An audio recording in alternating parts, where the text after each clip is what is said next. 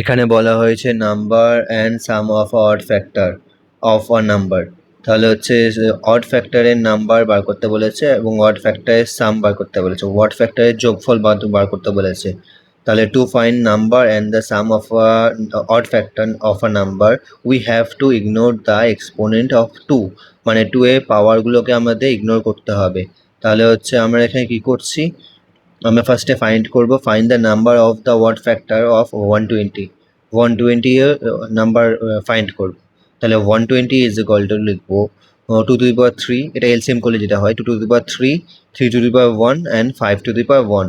তাহলে আমাদের required number কি হবে, 2^3টা আমরা ইগনোর করব, 2^3টা আমরা ইগনোর করব এবং 3 এর সঙ্গে 1 অ্যাড করব। সরি, ভুল বললাম, 1 এর সঙ্গে 1 অ্যাড করব। 3 এর যে পাওয়ার আছে 1, ওর সঙ্গে 1 অ্যাড করব। 5 এর যে পাওয়ার আছে 1, ওর সঙ্গে 1 অ্যাড করব। আমি শুধু 2 এর পাওয়ারটা ইগনোর করলাম, তাহলে এটা করলে আমাদের আসছে হচ্ছে 4। তাহলে এটা হচ্ছে অ্যান্সার। এটা কিসের অ্যান্সার, এটা হচ্ছে sum of find the number of odd factor. Number of odd factor answer হলো 4। The exponent of 2 is completely ignore, তাহলে হচ্ছে আমাদের এক্সপোনেন্টটাকেই আমরা ইগনোর করছি। এবার sum of a what factor বার করবো 120।